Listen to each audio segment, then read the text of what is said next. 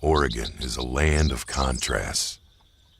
It's a land of abundance and isolation, of gathering storms and peaceful valleys.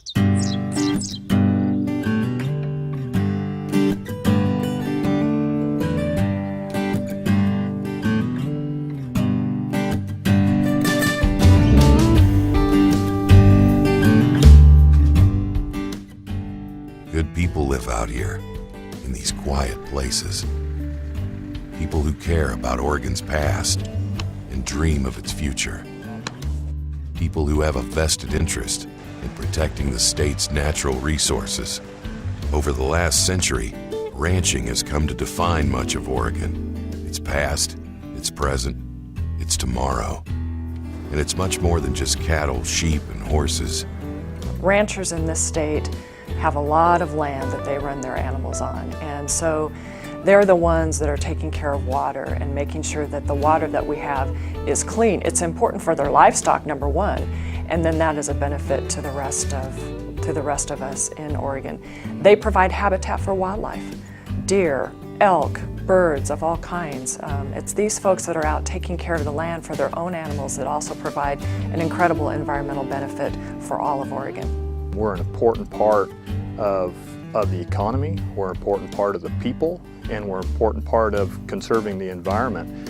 We are the ones on private lands that protect the wildlife, that have the ability to enhance the wildlife, and really we're the only ones that can do that. We look at ourselves as really being the front line of protection to make sure that species don't go extinct.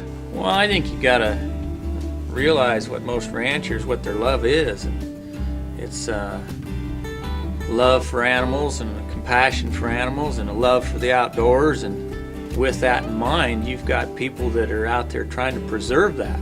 In Oregon, we've had tremendous support from the ranching community. Well, species like the sage grouse, like the pronghorn, in and of themselves, these are kind of iconic creatures that occupy the West. And to maintain ranching and other uses that have occurred in the West for the last 100 or so years is really an important and integral part of keeping that conservation moving forward. Because without those players at the table and their support, it's going to be very difficult for us to move any sort of conservation effort forward. There's not any more land being made, and it's important to take care of what we've got, and at the same time make sure that land provides serious economic contributions to this country. I'm like everyone else. I have a connection to the ground. The Indians said that their home is where their people are, and on our ranch we have a cemetery and 5 generations are buried there, and I know that's where my people are. So I am very connected both physically and mentally to the ground.